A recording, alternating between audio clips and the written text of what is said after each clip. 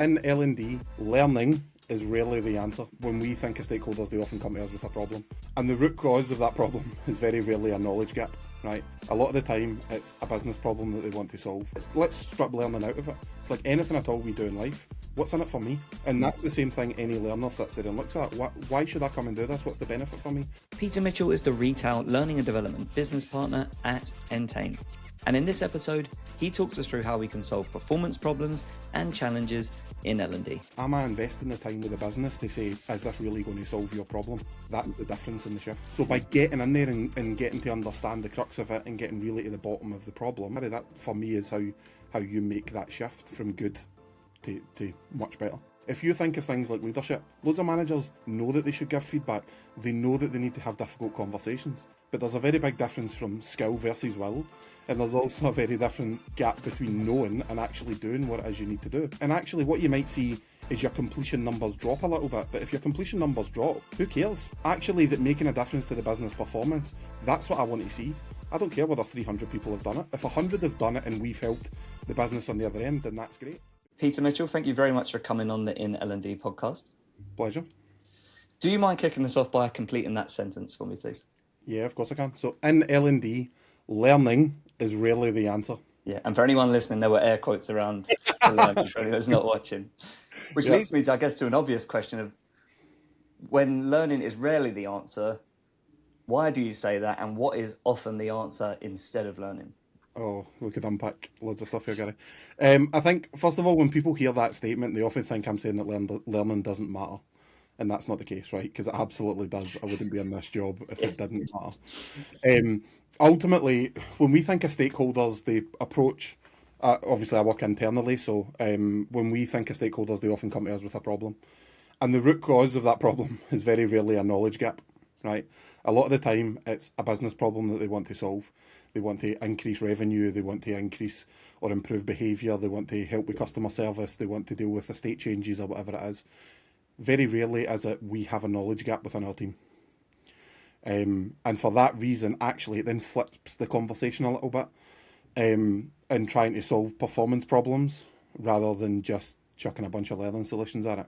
And these are challenges which L&D have faced for a long, long time, right? It's not a new thing, but from a business and from the other side of it, quite often it's, I need a course. Yeah. That's probably not what you're getting. I used to work with a guy that would quite often say to me he loved sitting on calls that I'd sit on with stakeholders because I quite often tell them they're not getting what they want. And that's because what they want to fix the problem was not necessarily going to be the solution to solve. Mm-hmm. I think you hit on an interesting thing there when you said it's not a new thing in L&D, which is right, because it's been kind of the narrative for a long time. But a lot of the time in a business, it is a new thing for someone to potentially push back. And maybe that's where the friction's coming from, where the business isn't used to learning not being the answer, whereas the L&D person is more than open to learning not being the answer, I guess. And you're absolutely right. We often confuse those knowledge gaps with performance.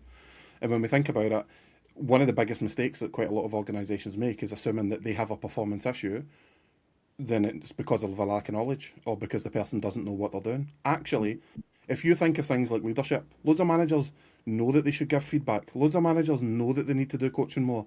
They know that they need to have difficult conversations. But there's a very big difference from skill versus will. And there's also a very different gap between knowing and actually doing what it is you need to do.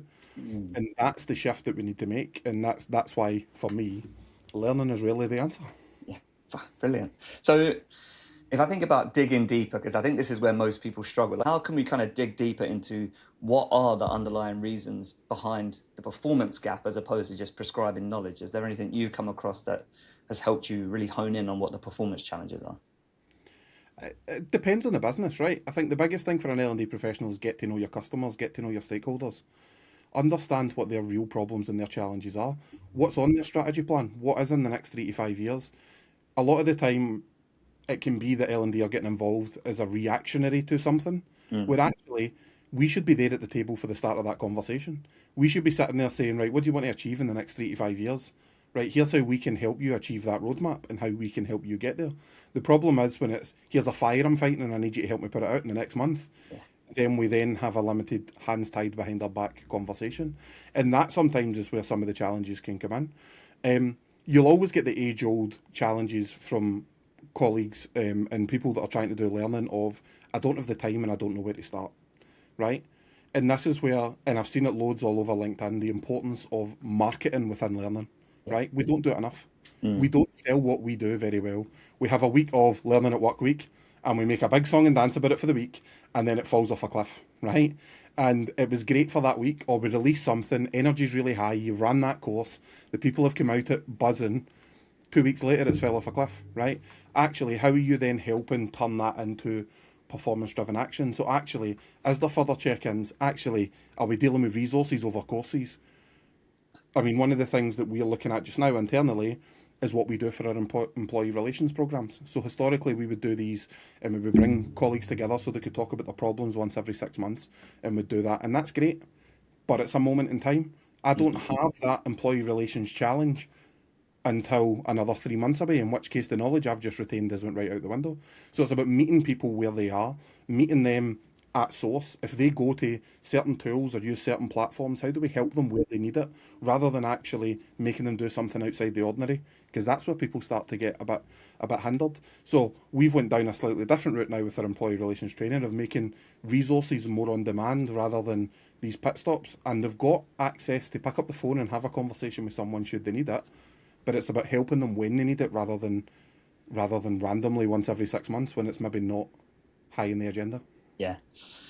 There's about a million things I want to ask off the back of that. Go for I guess the first one would be, how have you been able to distribute that? You know, you've made that shift to here's more stuff that will help with employee relations Yeah.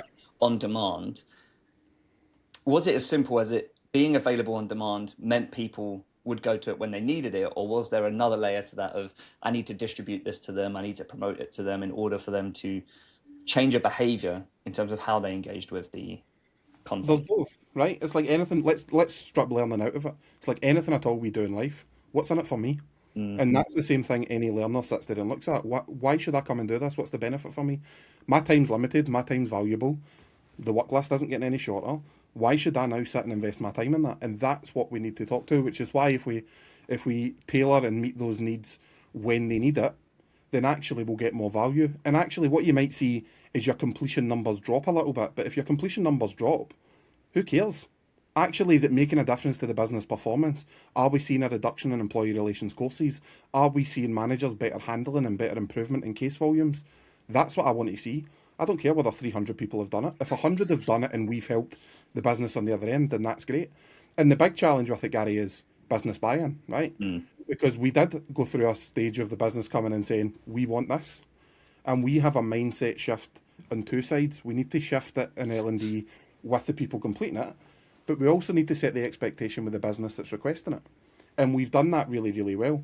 We've saw numbers plummet. We've saw improvements in our employee relations experiences, and that's great. But that's as a result of proving your worth and proving your value to be able to then get them to buy into the shift. yeah. Normally, I'm the one who mentions marketing first, but you've given me the green light to Go bring for it. marketing into it. Because when you said that, what I often say to people is, um, you're communicating to a much wider group of people who aren't in a buying cycle. So with any problem, 95% of people aren't actively looking to solve that problem, and there's a very small amount that you're actually speaking to. And it's the same with if you're only checking every 6 months with a resource or a course or something like that, you're going to hit a load of people who aren't ready to engage with that. Yep. And there's only going to be a small amount who are. So to your point about actually in that instance, numbers going down isn't necessarily a bad thing around completions, because it means the people who are ready to do a thing are doing a thing, and people who see the relevance and what's in it for me with a thing do a thing. So it's like quality of responses versus volume of responses, I guess, in that case. Yeah. And it's massively important, right? Because if I just want people to go away and do a course, is that really the right thing to do, right? You take the age-old compliance. We need to do it. Businesses are regulated. We need to do health and safety. We need to do all these things. All organisations need to do it. But let's be honest, it's not learning. It's a tick box exercise in order to meet a compliance goal 9 times out of 10, right? Yes, there will be people out there doing great stuff with compliance learning, absolutely. But for the majority of businesses, it's meeting a regulatory need.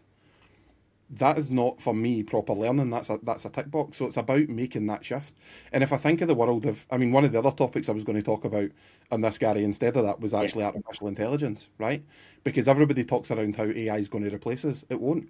AI won't replace proper learning professionals, but it'll absolutely expose those folk that aren't doing it in the right way. right? Because I can go to Copilot or ChatGPT and say, build me a course, and it will build it. But am I validating that it's right? Am I investing the time with the business to say, is this really going to solve your problem? Yeah. That's the difference in the shift. Yeah. I think in both of those examples, it's that thing of it's either going to be easy now and painful later, or painful now and easy later. Like Yeah. if you accepted completions as a metric to show worth to the business, maybe for a period of time people will buy into it, but when performance doesn't improve, then it will be hard later. So the easy thing to do now is report on completions, but it will be hard later. The easy thing to do now would be to churn out loads of output with AI, but it will be hard later when loads of that isn't doing anything. And I think maybe that's where there's that overlap with the performance part of the Yeah, conversation. and it's not to say that these things are easy, right? They're hard. They're really difficult. And we've all been there where actually sometimes we do accept the completion measure, or sometimes we do accept that the happy sheet that somebody's ticked to say, yeah, I really enjoyed your course. That's fine, and sometimes that's okay. But are you okay with that? And is the business okay with that? Is the question I ask back, Mm. right? There's loads of people that love to go on LinkedIn and say, we don't do these things and you're doing it all wrong. Let's be honest, there is times where you have done that and when you need to do that, Yeah. right? But actually, are you comfortable with that? And is the business comfortable with that in order to start making a change? Yeah. I wanted to come up a bit to that thing you mentioned around getting buy-in in the business because um, that is one of those things where it's either easy now or like hard later. Like how do you move that forward? The idea that you can show people completions for a while, but really you want to show them performance. What's kind of journey from right now we use completion as a metric versus we want to get to performance. How did you shift or move that in your experience? So prior to where I am now, Gary, so I've worked in various industries, right? And a lot of it for me is business partnering. Do you really understand your colleagues? Do you really understand the teams that you're there to support? And actually, what are the problems that they're experiencing? Are you not just speaking to the heads of that are setting the strategy? Are you actually getting in there and speaking to the people that are doing it, right? One of the things that we've recently done over the last kind of 12 to 18 months since I've been here is make a massive shift in the accessibility of our learning. The team building in house is really difficult, right? It's about you. A lot of teams that do stuff in house is capability off the side of a desk. You've been given an articulate license and you're away. Other tools are available, but you've been given a tool like that and you're away trying to build right on the side of a desk, and you learn by doing. So every company that's done that will go through a period of building what's kind of good to then slowly improving what it is they need to do. So when you're doing that, actually, it's about proving your worth and proving your value. And that accessibility bit that we've recently done in the last 12 months has made a massive shift in our business. We've just done a recent company-wide employee survey, and for the part of the business we support, it's been a huge part of feedback of how they feel our content is much more accessible. So we've got a big one in there. But that's only because we had focus groups with people that are in a neuro inclusivity group to say, actually, what is really bugging you? What's annoying you? Well, actually, you're giving us videos, but I can't then seek through the bar and all that kind of stuff, and I can't rewind it, and I don't have these access. We think we're doing enough because we're putting a video on, but it's still not quite there. Mm. So by getting in there and getting to understand the crux of it and getting really to the bottom of the problem, it's pure business partnering, Gary. That for me is how you make that shift from good to much better. Yeah. Because if you don't understand your business challenges, you are just going to keep churning out the same thing. Yeah. That reminds me, I wanted to ask you a follow-up earlier about getting to know the strategy of different departments in the business. And Yeah. I fall foul of this as well, of just thinking the advice is, well, go and speak to people and they'll be willing to share their strategy for the next 3 or 5 months with you so you can move from reactive to proactive. But how does that actually work in practice? Are people just really receptive to you saying, do you know what, I want to know where you're going for the next 2 to 5 years so that I can create the right stuff to help you? Or is there often a bit of hesitancy of people being willing for you to be really close to their strategy? What does it look like in practice? I think it's a mix of both, right? Um, with the size and scale of the businesses I've worked in. So I've worked in a finance company that was 300 colleagues. I've worked 10,000, 25,000, right? So it's very, very different because you will have strategy after strategy after strategy, right? You'll have business down to function, etc. So it's really just building those relationships and getting in with those teams. What are your challenges? How can I help you? What do you need a bit more of? It's about being there and saying, look, I'm here to help. Let's sit down and say, actually, what can I do? What difference could I make to you? If we sat down, what do I do really well for you? And actually, if there was one thing I could do differently to really make a difference for you, what would it be? Start small, Mm. make those small differences, prove your worth, and then start to then make that change. Mm. And sometimes that is actually to begin with. Maybe you do need to just bite your tongue a little bit and be an order taker for a little bit of period of time Yeah. to build that relationship and build that friendly side, to get in with someone, to then actually say, look, maybe that's not quite right. Here's how we can make a difference. Years ago, I worked with a lady called Kirsty, and she told me she ripped me apart, is the honest answer, right? But we were in, she was mentoring me, and we sat down in a room, and I was naive, I was young, and all I thought in my head was, I'm here to get a job done. I'm not here to make friends, right? I wasn't here to make friends. I was just here to do what I was here to do. And she ripped me apart for that statement, right? And that was because you will not get anything done unless you build those relationships, right? So over the years, I've not worked with Ben in rehearsal for 2, 3 years, slightly longer. Phenomenal relationships, right? And those things stick with you. And when you've got those relationships, it makes a massive difference and you don't forget them. And you've always got those people that you can lean on to go, let's have a chat. I've got a problem. Can you help me? Yeah. What a difference. That is the biggest bit of advice I ever got. It was a tough one to take, but Yeah. it was the best bit of advice I've ever And had. that was when you were in an L&D role. Yeah, Like, I was in an in-house yeah. L&D role. I was with Vodafone at the time. I was literally a couple of years in, right? I was doing all right, and I'd got a mentor from a senior L&D person who sat down and would have calls with me every couple of months, and then I hit out with that silly statement, and she made me know it was silly. But it's the best thing she ever done, and the best bit of advice I ever took, because actually, you can't do this job without relationships. Yeah. You need to be able to do that, otherwise you will just not get anywhere. Yeah. And what I like about what you said before that is the start small thing really does help with that because you're not Huge. going to be able to go in and solve every problem for every person and build a relationship in, you can't fast track it. But if you do that start small mindset of if I solve one problem for this one person and there's going to be a real tangible impact, and like what problem if I solved it for you would have the most value to you? If you solve that one thing in any capacity, then there will be a snowball effect of, okay, well, that person sees that you can help and maybe they're more open to you coming to help with more things on a greater scale in the future. Massively. And take a senior leader, right? No senior leader, if you go in and try and reinvent the world, is going to say, yeah, I'm going to give this to some guy that I don't understand and I don't know. They're going to want to see a little bit of value that you can bring before they let you loose on something a bit bigger. Mhm. It's like risk and reward. In any situation, you're not going to risk your mortgage or your house on someone that you don't trust. Why should someone risk their entire strategy and business team Mm. on you? That's the value you need to prove. Yeah. One thing I've heard a few times from L&D people is that when people come to them with problems, they're often not that well defined. So someone might come to you and say, we've got a problem with sales aren't making enough outbound calls. And it's actually not that at all. It's maybe, I don't know, the quality of the list that they've got or the openers they're using on the calls or something like that. I wonder, is there a similar issue with performance? You know, if you say to someone, what does good performance look like or how can I help enable performance? Is there still a little bit of pushing back you need to do to really understand what they mean? Because often people haven't defined Always. problems that well. Always. 9 times out of 10, when I get a problem statement, it's a can we sit down and have a bit of a chat because I need to ask you some questions because it's not finalised. And actually, it's that age old get someone else's opinion. I'll do it in L&D all the time. I will sit down with one of my team and say, look, I've been given this problem statement. What's your thoughts?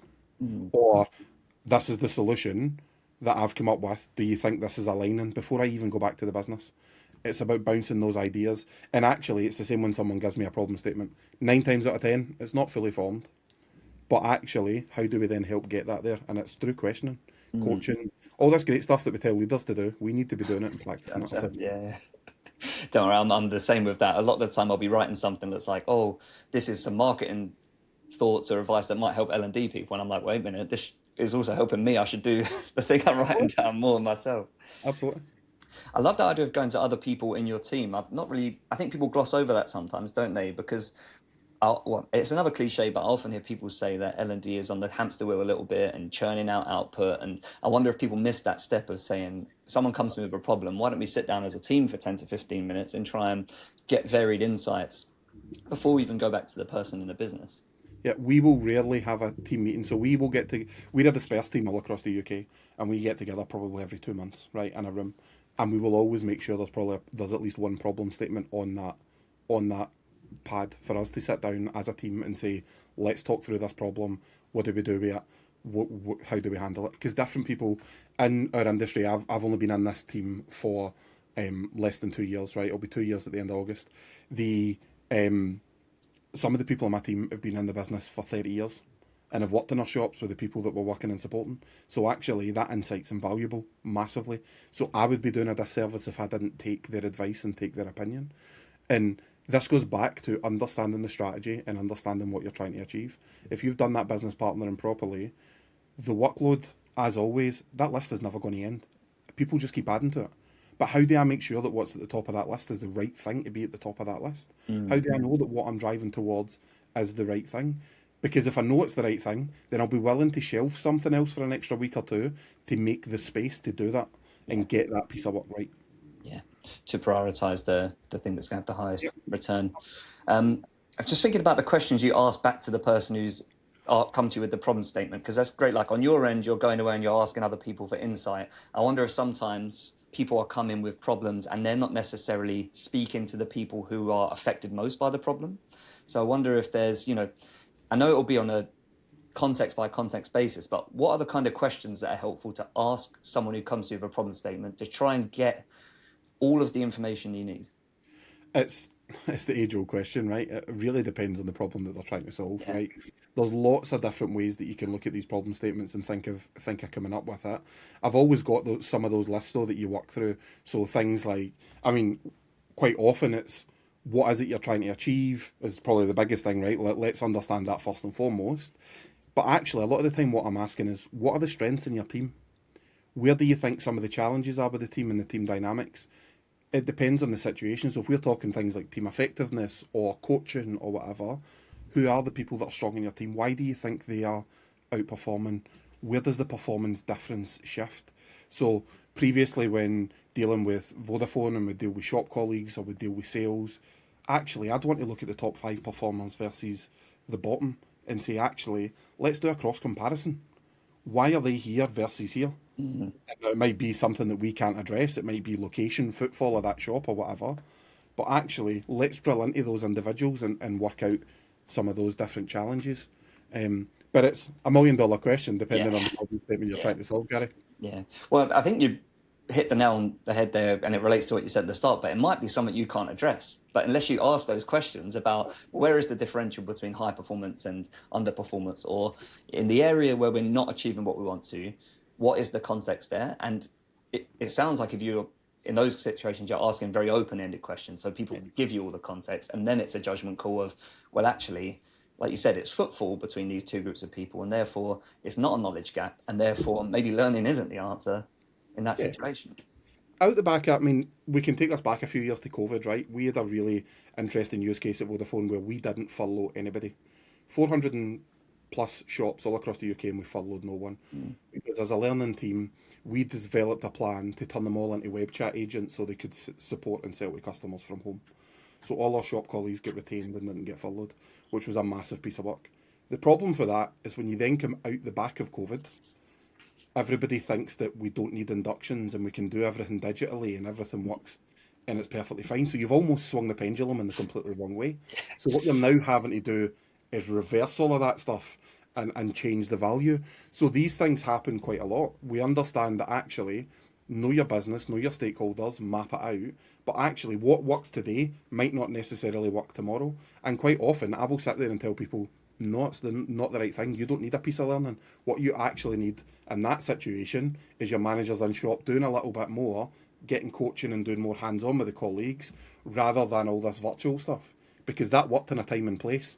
It doesn't work now. Yeah. Victim of your own success in that situation because I mean, don't get me wrong, don't take me back there because it was long nights and I can early imagine. mornings to get that Yeah. done. But it was a massive piece of work. But the challenge, as I say, at the back of it is we swung the pendulum to the point they were so over reliant on e-learning courses and being access to courses that managers loved it because there was less for them to do. But actually, the need was that they need to pick up a bit more and we need to swivel that back. Yeah. And when you had to communicate that back, thinking about the topic of performance enablement, because it was under the guise of now that the context has changed and you're in stores, managers Yep. do need to do more. Was it well received, or was there pushback, and how did you manage that? It's mixed, and it always is mixed, right? But again, it's back to that marketing piece. How do we sell this to the business? How do we sell that? And actually, what matters to them? Well, actually, what matters to the shop to the managers is performance. What matters is quality. So actually, by being open and honest and saying, look, all that stuff we built's getting out of date, you need to start getting your hands on because the products change that quickly. Big, massive mobile phone companies are releasing new phones and new technology comes every 6 months. If you rely on an e-learning course for something that changes every 6 months, you've got no chance, right? Mm, So all that was then playing in for added value, and it just changes and tweaks. yeah, I often see that as a people talk about minimum viable product mindset, and then Yep. sometimes in that context, that's the thing that enables performance, because if the context is of the business is the products change every 6 months, then performance enablement is based on things that can be produced quickly and give people the knowledge. So I guess coming back to context again, that is something people can consider is what is the right thing for all of the context, like the Yep. time, how quickly our business shifts, how quickly we release new products, how quickly are we scaling and hiring. And that goes back to understand what it is your business wants to achieve, right? Mm, Is it that they want to increase revenue spend per head per customer? Is it that they want to see an increased footfall? Is it actually coaching and performance is the challenge? What is the issue that you're facing into? And then that will help you analyze and assess that. And that's why 9 times out of 10 it goes right back to the start of what we spoke around, Gary. L&D quite often is really the answer because in that type of situation, it's resources over courses. I have a customer in front of me. I'm trying to sell them something. I'm not going to go and do a 30-minute e-learning. I'm going to want the system to tell me there and then right in front of me exactly what I need to know for this customer in front of me. That's the shift in the mindset that you have to take. So quite often it's saying actually, learning isn't the answer. yeah. And being okay and comfortable with that to then say, but here are some other things we can do. We can give you some courses. We can help you with coaching. We can help with your manager capability to better support your teams. Yeah. It's about that shift. I wonder if there's a bit of a mindset tension sometimes with, well, someone's come to me with this problem. I want to help them solve it. So therefore, I assume that saying I'm not the person to help solve it, or the thing that I normally do isn't the right Yeah. answer to your problem. I wonder if sometimes people are a bit apprehensive of saying no because they want people to come to them, and then it feels like a bit of a tension between, well, you've come to me and now I'm saying no. And this is why if you understand your relationship with that area of the business, sometimes you just have to suck it up and say yes, right? Sometimes you do just have to build that course for the tick box exercise, but it's going to prove your value in the long term success. It's about understanding your own strategy versus the business strategy and saying, actually, if I do this for this person, what will benefit me and the business out the back of it? Well, actually, they'll see the value in what we do, in which case I can now get under the skin of the real problem. So let's just bite the bullet on this one piece in order to do it. I would be completely hypocritical if I sat here and said that's all I do. I make sure it's a business problem. No, there will be times where I'm an order taker. There will be times where I do something for a tick box exercise. But actually, it's those rare occasions rather than the immediate go to. It's about understanding when it's right to do that. And sometimes it is just to suck it up and get it done, right? Yeah, yeah. That is the right thing to do. Yeah, it's contextual, isn't it? Like you say, Of it's not course. a blanket across the business. Every time people come to me, I'm going to push back every time. It's just about reading the room a little bit, I guess, and saying, I don't have the relationship with this person yet, so it's in my best interest for the long term to say Yeah, yes. and you've always you can sit here and say yeah you want resources over courses, and you see the age old debates as well, Gary, that you probably see working with a company like in rehearsal of Yeah, people saying large libraries aren't the future because actually it's all that sits there.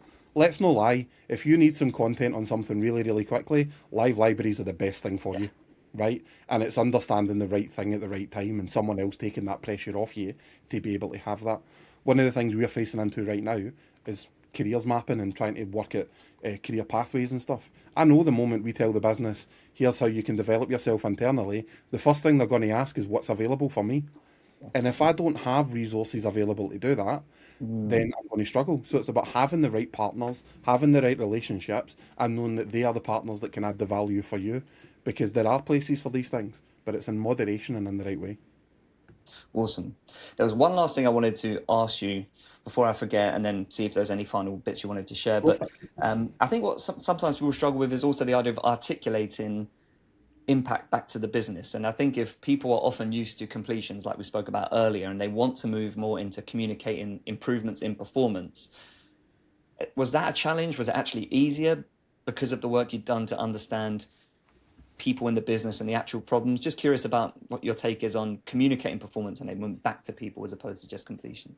Yeah, again, it's communicating back on what matters to them, right? If you know, go back to my old Vodafone days, we launched a project when Vodafone brought back unlimited tariffs with unlimited data and stuff on them. And at the time, it was my role to build a bunch of that training. And one of the big things that they wanted to increase was average spend per head per customer, right? So it's not just about the phone, it's about maybe them taking an add-on or taking an extra product or something like that, right? That's really tangible and really, really easy and very easy to do. So when you've got metrics like that, sales volumes, number of people in the shop, and you've got that all being tracked, that becomes really, really easy. When it's something like quality of coaching conversations and quality of feedback, that starts to become much more difficult. Accessibility and learning, right? How do I track? I've just done this big work for 18 months. How do I track the improvement on our accessibility, right? Because I'm still seeing the same completion numbers. Completion numbers aren't shifting. What tells me the difference actually is colleague feedback, where we then start to see you're now being more accessible. These courses are much easier than what I've ever been able to do them in the past. I now feel like I'm being listened to and heard. That's verbatim, and it's not always the metric and the measure that we chase. Yeah. We want to see the numbers, but it's about knowing what it is that you're trying to achieve and then being able to work that back to the business to say, look, here's the difference we can make. Yeah. Numbers feel safe, don't they? That's why people want to Numbers always feel safe. I mean, the industry that I'm involved with just now is all kind of betting and gaming right now. And actually, the numbers on that, yes, you can get all the spend per head, but when I'm talking of quality of customer experience in shop, what's that got to do with how much somebody bet, right? So it's trying to then make that shift and be able to have that change that just helps bring and spin that round. Yeah, that is a good piece of advice, isn't it? Sometimes numbers are good, but there's more than numbers. Sometimes numbers won't tell you what you need. It's Exactly. qualitative, and you have to think about that at the performance stage as well. What's going to show me that there's been a performance improvement? What's going to show me, right? Is it qualitative? Is it quantitative? What are we looking at? Is it a bit of both, right? What is turning the dial? And actually, what's important to your stakeholders? Is it that they want a revenue increase? Is it attrition? Is it retention? Is it internal promotions? Know your customers, know your internal audience if you are internally, or if you're external, know your audience, your customers, and build and work towards that measure. Brilliant. I'm wary that often where we keep these really conversational, sometimes we get to the end of the conversation, there was something the guest wanted to share that we didn't get to. Was there anything that we missed off, or if not, any sort of final thoughts or message you want to leave people with? I think the key thing is that title's a bit prerogative, right? A bit challenging, right? Let's put it that way. Learning is really the answer, but it still matters. I think is the key point, right? It absolutely matters, but it needs to be the right learning at the right time. It's just that learning on its own is really the answer, right? It needs support, it needs a conversation, it needs real business engagement in order to drive measurable and tangible outcome. Yeah. Well, look, it will make my job easier in terms of promoting the podcast. That has got a kind of a Thanks. title that will challenge people's status quo, but then there's lots of kind of nuance to that. So it's pretty much the perfect topic for this sort of conversation. Pete, thank you very much. As long as you're happy with it, I'll put your LinkedIn information in the description and people can get in touch or connect if they've got any sort of follow-ups. But thanks so much for a really interesting conversation. Good. Thanks very much, Gary.